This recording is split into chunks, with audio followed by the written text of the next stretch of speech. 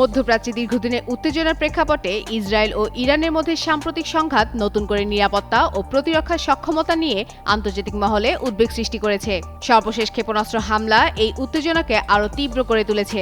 বিশেষ করে বেসামরিক নাগরিকদের নিরাপত্তা ব্যবস্থার কার্যকারিতা নিয়ে প্রশ্ন উঠেছে।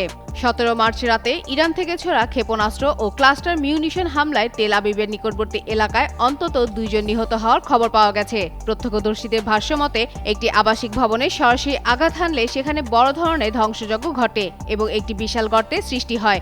ভবনটিতে সুরক্ষিত কক্ষ থাকলেও ভুক্তভোগীরা সময়মতো সেখানে আশ্রয় নিতে পারেননি। নন ইনভার্টার এসির দামে ঘরে আনুন বিদ্যুৎ সাশ্রয়ী ইনভার্টার এসি।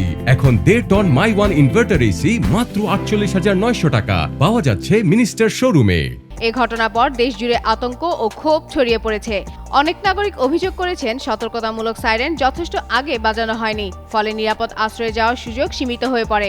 সামরিক বিশ্লেষকদের মতে ধারাবাহিক হামলার কারণে ইসরায়েলের রাডার ও আগাম সতর্কীকরণ ব্যবস্থার উপর চাপ বেড়েছে, যা ক্ষেপণাস্ত্র শনাক্তকরণে বিলম্ব সৃষ্টি করতে পারে। এমন পরিস্থিতি আঞ্চলিক নিরাপত্তা ব্যবস্থার ভবিষ্যৎ নিয়ে নতুন করে প্রশ্ন উঠেছে।